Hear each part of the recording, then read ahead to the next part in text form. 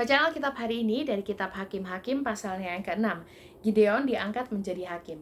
Tetapi orang Israel melakukan apa yang jahat di mata Tuhan. Sebab itu Tuhan menyerahkan mereka ke dalam tangan orang Midian 7 tahun lamanya, dan selama itu orang Midian berkuasa atas orang Israel. Karena takutnya kepada orang Midian itu, maka orang Israel membuat tempat-tempat perlindungan di pegunungan, yakni gua-gua dan kubu-kubu. Setiap kali orang Israel selesai menabur, datanglah orang Midian, orang Amalek, dan orang-orang dari sebelah timur lalu maju mendatangi mereka. Berkemahlah orang-orang itu di daerah mereka dan memusnahkan hasil tanah itu sampai ke dekat Gaza, dan tidak meninggalkan bahan makanan apapun di Israel, juga domba atau lembu atau keledai pun tidak. Sebab orang-orang itu datang maju dengan ternaknya dan kemahnya, dan datangnya itu berbanyak-banyak seperti belalang. Orang-orangnya dan unta-untanya tidak terhitung banyaknya. Sekaliannya datang ke negeri itu untuk memusnahkannya, sehingga orang Israel menjadi sangat melarat oleh perbuatan orang Midian itu. Lalu berserulah orang Israel kepada Tuhan. Ketika orang Israel berseru kepada Tuhan karena orang Midian itu, maka Tuhan mengutus seorang nabi kepada orang Israel yang berkata kepada mereka, "Beginilah firman Tuhan Allah Israel, Akulah yang menuntun kamu keluar dari Mesir dan yang membawa kamu keluar dari rumah perbudakan. Aku melepaskan kamu dari tangan orang Mesir dan dari tangan semua orang yang menindas kamu. Bahkan aku menghalau mereka dari depanmu dan negeri mereka kuberikan kepadamu. Dan aku telah berfirman kepadamu, Akulah Tuhan Allahmu, maka janganlah kamu menyembah Allah orang Amori yang negerinya kamu diami ini. Tetapi kamu tidak mendengarkan firmanku itu." Kemudian datanglah malaikat Tuhan dan duduk di bawah pohon terbantin di Ofra, kepunyaan Yoas orang Abiezer itu, sedang Gideon anaknya mengirik gandum dalam tempat pemerasan anggur agar tersembunyi bagi orang Midian.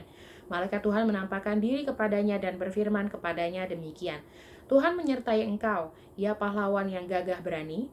Jawab Gideon kepadanya, "Ah, Tuanku, jika Tuhan menyertai kami, mengapa semuanya ini menimpa kami? Di manakah segala perbuatan-perbuatannya yang ajaib yang diceritakan oleh nenek moyang kami kepada kami ketika mereka berkata, bukankah Tuhan telah menuntun kita keluar dari Mesir? Tetapi sekarang Tuhan membuang kami dan menyerahkan kami ke dalam cengkraman orang Midian."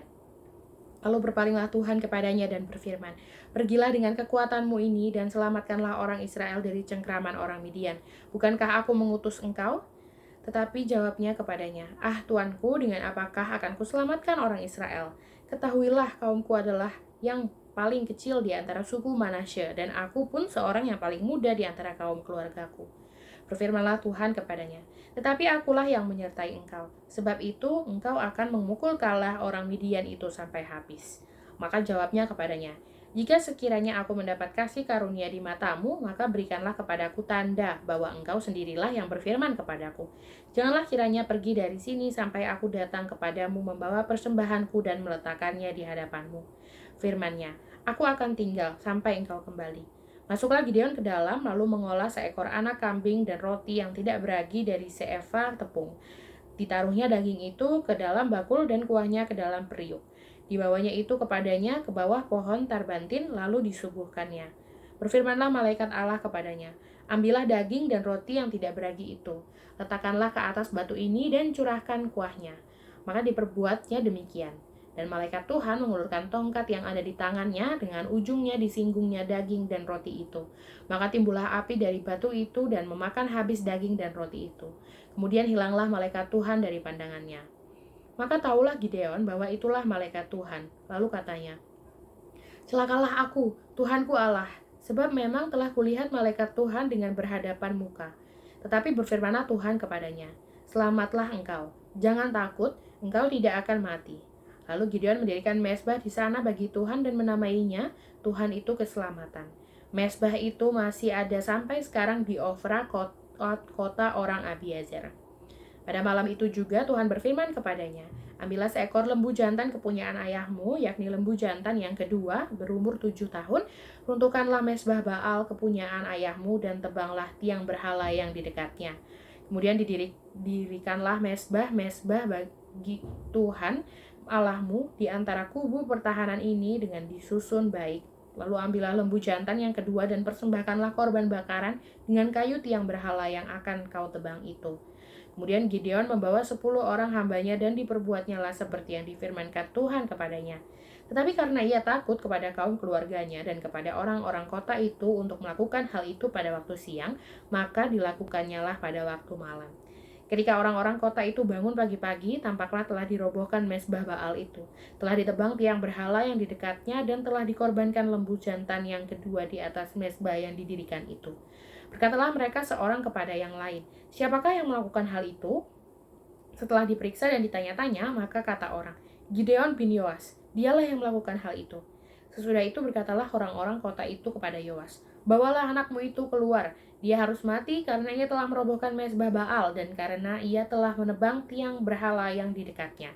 Tetapi jawab Yoas kepada semua orang yang mengerumuninya itu, "Kamu mau berjuang membela Baal atau kamu mau menolong dia?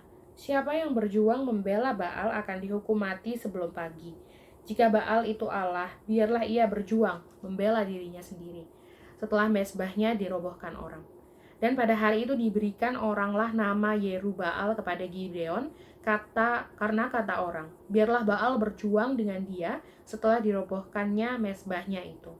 Seluruh orang Midian dan orang Amalek dan orang-orang dari sebelah timur telah berkumpul bersama-sama. Mereka telah menyeberang dan berkemah di lembah Yizreel. Pada waktu itu roh Tuhan menguasai Gideon. Ditiupnyalah sangkakala dan orang-orang Abiezer dikerahkan untuk mengikuti dia. Juga dikirimnya pesan kepada seluruh suku Manasye dan orang-orang itu pun dikerahkan untuk mengikuti dia. Dikirimnya pula pesan kepada suku Asyer, Zebulon, dan Naftali, dan orang-orang ini pun maju untuk menggabungkan diri dengan mereka. Kemudian berkatalah Gideon kepada Allah, "Jika engkau mau menyelamatkan orang Israel dengan perantaraanku seperti yang kau firmankan itu, maka aku membentangkan guntingan bulu domba di tempat pengirikan. Apabila hanya di atas guntingan bulu itu ada embun, tetapi seluruh tanah di situ tinggal kering, maka tahulah aku bahwa engkau mau menyelamatkan orang Israel dengan perantaraanku seperti yang kau firmankan." Dan demikianlah terjadi, sebab keesokan harinya pagi-pagi ia bangun, dipulasnya guntingan bulu itu dan diperasnya air embun dari guntingan bulu itu secawan penuh air. Lalu berkatalah Gideon kepada Allah, "Janganlah kiranya murkamu bangkit terhadap aku apabila aku berkata lagi, 'Sekali ini saja.' Biarkanlah aku satu kali lagi saja mengambil percobaan dengan guntingan bulu itu. Sekiranya yang kering hanya guntingan bulu itu dan di atas seluruh tanah itu ada embun."